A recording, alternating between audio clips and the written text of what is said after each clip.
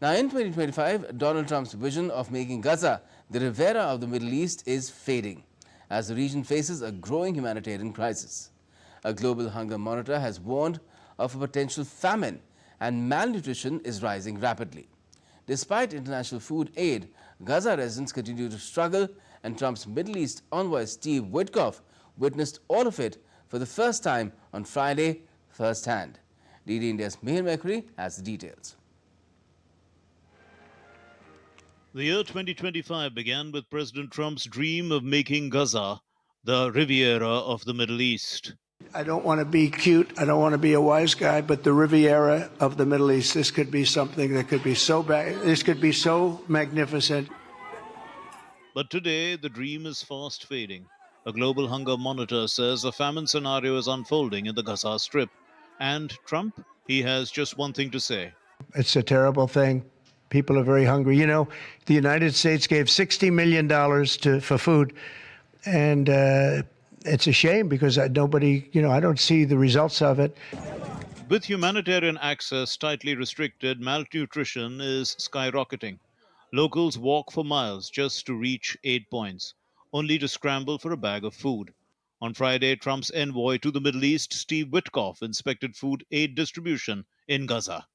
At the site, a Gazan man had a message for him and for the world. I sent a message to US officials and to Witkoff. End these things completely. Stop the war entirely and open the crossings so we can live like the other countries out there. Let our children live. We don't want aid here. We come and get humiliated and shot at. We are humiliated just for a loaf of bread. This is not a life. This is not living. We want everyone to make concessions and bring peace. Humanitarian help is pouring in from other countries of the world. Spain has dropped 12 tons, France 40 on Friday, while the UAE has dropped over 3,700 tons of food and supplies into Gaza over the last 5 days. Israel maintains that it has no intention to starve Gaza, forcefully rejecting accusations of genocide. Meanwhile, international momentum for recognizing the state of Palestine is building. More countries are stepping forward to recognize the state of Palestine. On Wednesday, the Canadian Prime Minister Mark Carney announced that Canada will back Palestinian statehood at the United Nations this September.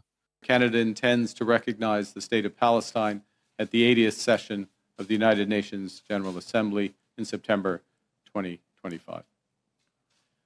This intention is predicated on the Palestinian Authority's commitment to much-needed reforms, including commitments by the Palestinian Authority's President Abbas to fundamentally reform its governance.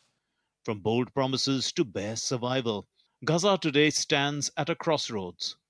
What remains to be seen is whether global resolve can match the urgency on the ground. Mihir Mekuri's report, DD India.